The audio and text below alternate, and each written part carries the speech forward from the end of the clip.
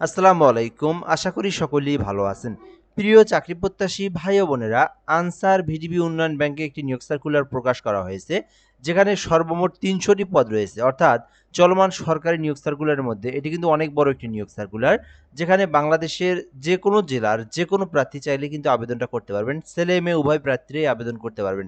তো এই বিশাল নিয়োগ সার্কুলার সম্পর্কে জানতে আপনাকে সম্পূর্ণ ভিডিওটা না টেনে ধৈর্য সহকারে শেষ পর্যন্ত দেখতে হবে। এই সার্কুলারে আবেদনের জন্য পদের নাম, পদের সংখ্যা, শিক্ষাগত যোগ্যতা, কিভাবে আবেদন করতে হয়, আমাদের মাধ্যমে কিভাবে আবেদন করে নেবেন, এ টু জেড আপনাদেরকে দেখায় দেব এই ভিডিওর মাধ্যমেই। তো খুবই গুরুত্বপূর্ণ একটি ভিডিও।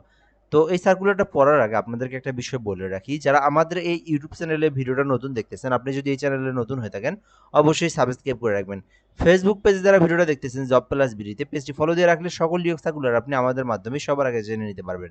আনসার ভিডিপি উন্নয়ন ব্যাংকের নিয়োগ সার্কুলার, যেখানে বলা হয়েছে স্থায়ীভাবে নিয়োগ দেওয়া হবে, অর্থাৎ এই চাকরিটা কিন্তু আপনার স্থায়ী নিয়োগ দেওয়া, মানে স্থায়ী চাকরি।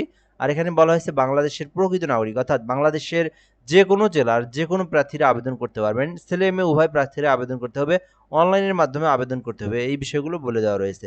প্রথমত পদের নাম, এখানে একটি মাত্র পদের নাম, সেটি হচ্ছে ডাটা এন্ট্রি অপারেটর।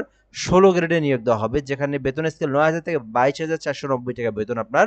তো আপনি কিন্তু চাইলে আবেদন করতে পারেন। এই ক্ষেত্রে পদের সংখ্যা বলা হয়েছে এখানে মোট ৩০০টি পদ রয়েছে। দেখেন পদের সংখ্যা যেটা, সেটা কিন্তু বিশাল বড় পদের সংখ্যা। তো অবশ্যই আপনারা এই সার্কুলারটাতে আবেদন করার চেষ্টা করবেন। শিক্ষাগত যোগ্যতা এখানে দেখবেন আপনারা কি চাওয়া হয়েছে। বলা হয়েছে কোনো স্বীকৃতি বিশ্ববিদ্যালয় হইতে স্নাতক অথবা ডিগ্রি, মানে যারা শুধুমাত্র অনার্স পাস করেছেন, অথবা মানে বা বলতে এখানে অথবা বলছে ডিগ্রি, আপনি অনার্স পাসেও আবেদন করতে পারবেন, আবার শুধুমাত্র ডিগ্রি পাস করলেও আবেদন করতে পারবেন।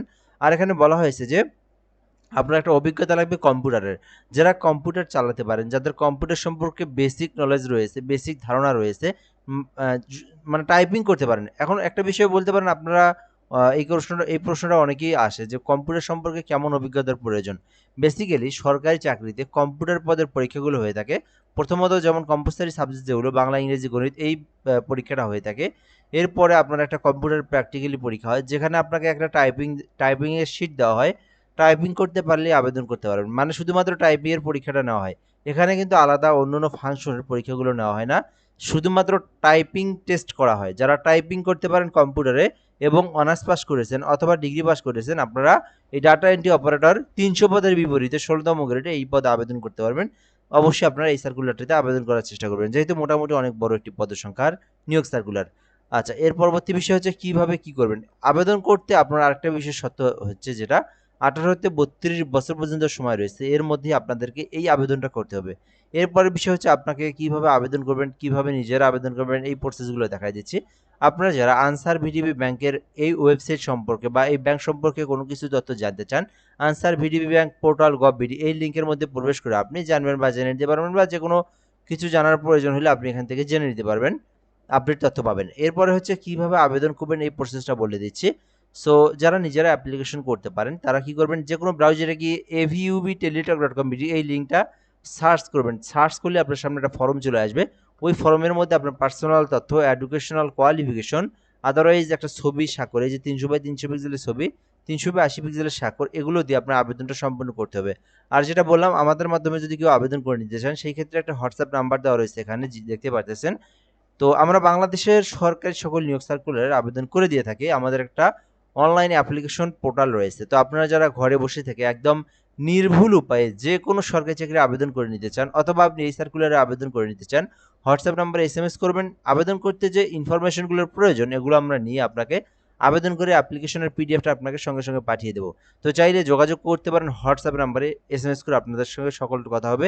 দেন আবেদন করে আপনাকে অ্যাপ্লিকেশন কপি পিডিএফ দেওয়া হবে। তো যোগাযোগ করতে পারেন। আর আপনারা যারা নিজেরা আবেদন করতে পারবেন, আপনাদেরকে আমি তো লিঙ্কটা দেখাই দিলাম। এই যে লিঙ্কটা দেখতে পারতেছেন, এই লিঙ্কের মধ্যে প্রবেশ করে আপনার আবেদনটা করতে হবে। তো যখন আপনারা আবেদনটা করে সাবমিট দিবেন, এর পরবর্তী বিষয় হচ্ছে আপনাকে সরকারি ফি পেমেন্ট করা। এটা কিভাবে করবেন এটাও আমি আপনাদেরকে বলে দিচ্ছি। তো এখানে আবেদন করতে আপনার যে ফি যেটা, সেটা কিন্তু ৳১১২ প্রয়োজন হবে। ৳১১২ আপনাকে সরকারি পেমেন্ট ফি দিয়ে আপনার আবেদনটা সম্পন্ন করতে হবে। এবং এই ৳১১২ এখানে আপনারা মিনিমাম ৳১২০ রিচার্জ করবেন। যেহেতু ২ টা এসএমএস এর বিষয় আছে এখানে, ২ টা এসএমএস সহ ৳১২০ খরচ হবে। আর এটার প্রসেসটা হচ্ছে, প্রথমে আপনারা এভিইউবি লিখবেন আপনার এসএমএস বক্সে, দেন আপনার ইউজার আইডি লিখবেন, দেন আপনারা এই যে 163 নাম্বারটিতে সেন্ড করে দিবেন। সেন্ড করে দিলে পরবর্তীতে আপনারা পিন নাম্বার দিয়ে আবার 163 নাম্বারে যখন সেন্ড করে দিবেন, পরবর্তীতে কিন্তু আপনার টাকাটা কেটে নেওয়া হবে এবং আপনার অ্যাপ্লিকেশনটা কিন্তু সাকসেসফুলি হয়ে যাবে। দেন আপনাকে একটা কিন্তু পাসওয়ার্ড ইউজার সম্বলিত একটা এসএমএস দেওয়া হবে। দেন ওইটা আপনার পেমেন্টের এসএমএস, ঠিক আছে? তো এইভাবে আপনার আবেদনটা করতে হবে। পরবর্তীতে আবেদন হয়ে গেলে 2 মাস 3 মাস বা যখন আপনার পরীক্ষা নিবে, তখন নতুন একটা এসএমএস দিয়ে আপনাদেরকে এডমিট কার্ডের জন্য বলা হবে। তখন আপনারা এডমিট কার্ড বের করে পরীক্ষায় অংশগ্রহণ করবেন।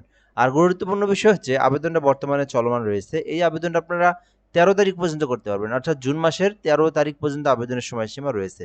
তো আশা করি আপনারা এই ভিডিওতে সকল তথ্য জানতে পেরেছেন আনসার ভিডিপি উন্নয়ন ব্যাংকের এই নিয়োগ সার্কুলার সম্পর্কে। এই ভিডিওটা সম্পর্কে যদি আরো কোনো কিছু জানার থেকে আপনারা যদি কোনো একটা বিষয় জানতে চান, সেই ক্ষেত্রে আপনারা কমেন্ট করতে পারেন। আমরা রিপ্লাই দিয়ে জানিয়ে দেবো ইনশাআল্লাহ। আর আমাদের চ্যানেলে অবশ্যই সাবস্ক্রাইব করে রাখবেন। আমাদের ফেসবুক পেজে যারা দেখতেছেন পেজটি ফলো দিয়ে রাখবেন। তাহলে এরকম নিয়োগ সার্কুলারগুলো সম্পর্কে আপনি সহজেই সবার আগে আমাদের মাধ্যমে জেনে নিতে পারবেন। ভালো থাকবেন। আসসালামু আলাইকুম।